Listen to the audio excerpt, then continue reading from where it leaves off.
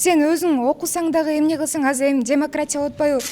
Негизи болсо Кыргызстандан 110 балга жетпей калгандыгы болсо биз баа үчүн окугандыктан мээде эчтеке жок болуп калса ал жактан да өтпөй калсын да. Ал жакта канчалаган суроолор болот. А кээбиркилерди болсо эми жолу болду деп туруп анан ойлойбуз да, ай бунун логикасы жакшы экен деп.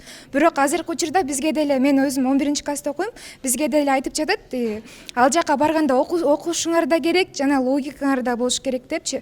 Ошондуктан бул жактан, ал жактан болсо акыл ой деңгээли менен айырмаланып турат да. Бул акыл десең кечке эле китепти алып эле китепти болгон нерсеси эмес, бул ичиңден ойлонгон акылың болуп саналат.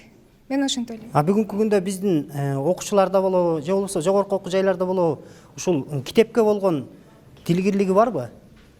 Азыр болсо сен өзүң окусаң дагы эмне кылсаң азыр эми демократия болуп атпайбы? Сен өзүң билесиң да кандай деп окуйсуң деп. Мисалы үчүн мен болсо буга чейин болсо сабактарды эле окуп эле мынтип ээн эркин окуучу деле эмесмин, бирок акыркы күндөрү болсо мындай статистикага караганда бир жумада бир китеп окуп бүтүш керек деген болот экен. Ошондуктан болсо китеп окугандын зыяны жок.